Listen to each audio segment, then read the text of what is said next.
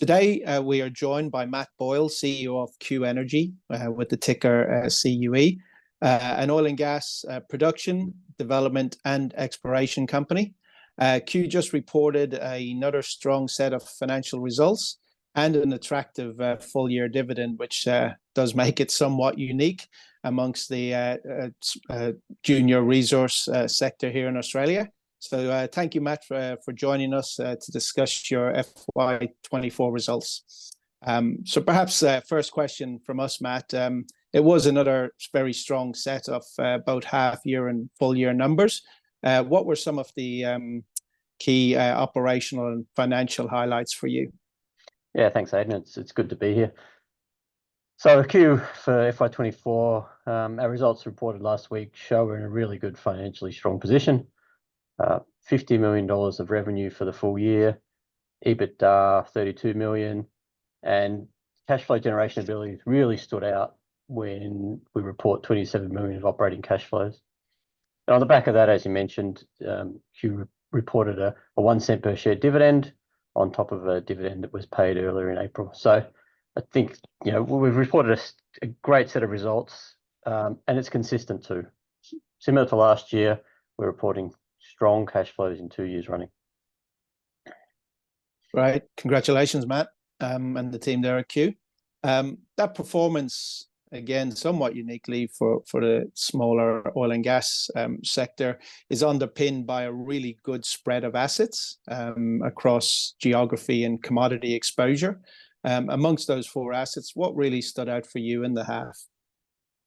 Yeah, so we have oil and gas production from 4 different areas in 3 countries. So we produce oil in New Zealand, gas and some oil in Australia, and oil and gas in Indonesia. So this creates a really diversified low-risk portfolio for us. For the full year, 60% of our revenue came from oil sales, and with all these oil sales, we're leveraged to the Brent oil prices, which, in my opinion, will remain strong for some time to come.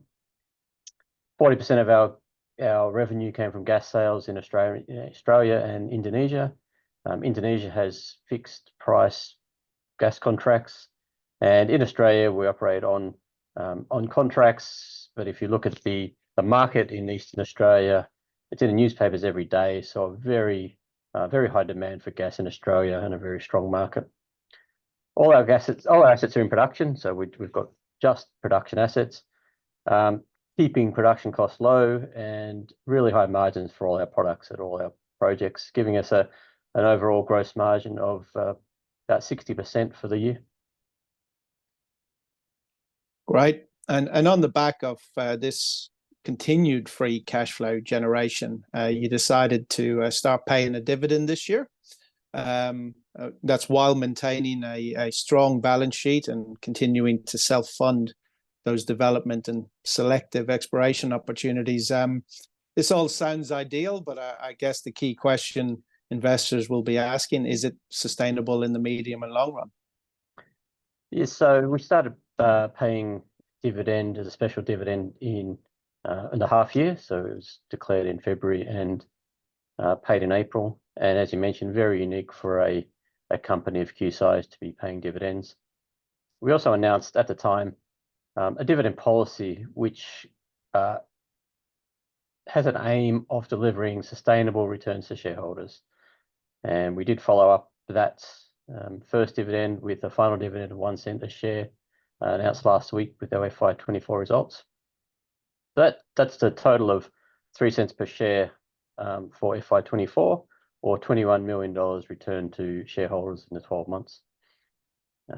All during this time, we were development drilling at Mojato, so we were spending CapEx to keep moving along. And part of the concept of sustainability of these dividends is watching future commitments and future investment and making sure we can follow our policy of the sustainable returns. You just mentioned, Matt, there the ongoing sort of development drilling and the upside from that.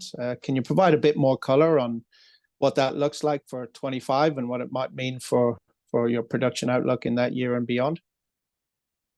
So we have, as I mentioned, 4 production assets. there are development plans, expansion plans at 3 of those assets.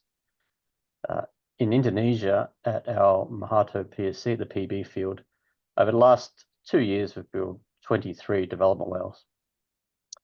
In June this year, we announced approval for 14 more development wells to be drilled. And these are a low-risk oil development wells in the known reservoir. And 14 more wells will be drilled over about the next 18 months. So that accounts for about 8 more wells this financial year, just coming from Mahato alone. We also announced recently that we'll be drilling 2 gas development wells in the Mereenie field. Those wells are likely to be drilled late 2024, early 2025, which brings us to about 10 more wells to be drilled this year, all development wells, all in known reservoirs. So we're looking at our strong balance sheet to fund these developments, and also looking forward to a development in Sampang PSC called Paus Biru, which will come in the coming years, keeping our eye out for all those opportunities, as well as any new opportunities that meet our strict investment criteria to invest in new fields. So it sounds like the existing 4 assets still have more upside to give, but you do have that strong balance sheet and the cash flow generation, which does provide you with the luxury of pursuing selective new ventures and exploration opportunities while still paying that dividend. You mentioned there an opportunity in Indonesia. What other selective targets may you be pursuing in 2025? Well, the key ones are, the developments where we know. So oil drilling in Mahato, keep the rig running. These wells take about a month to drill as a maximum, and can be connected to production immediately with the production system on board. The same at Mereenie. It's drilling where we know. So the Mereenie field is well established. There's infrastructure in place. We already have contracts in place. And by the time we drill 2 wells, any gas coming from those wells will be able to be sold immediately. So this means that we have additions to our cash flow very quickly. We're not waiting for long lead times for new projects, and we can get increases in our cash flow within the financial year. Just wrapping up, Matt, after another strong 12 months, we're always looking ahead in markets, always greedy for more. So what key events, news flow should investors be looking out for over the next financial year? So the news flow from Q will basically come from the results of our drilling in Mahato PSC, drilling oil wells, development wells, about one a month for the whole year. And then in about December or January next year, drilling of 2 gas development wells in Mereenie.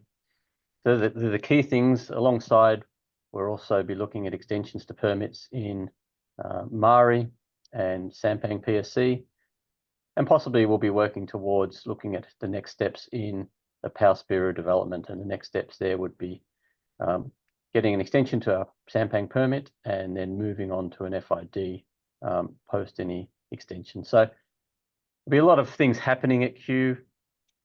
10 wells to be drilled this year, all development wells, all bringing in revenue to us in the form of Brent-based oil sales or contracted gas. And we expect to keep moving forward with this strong cash flow for the year.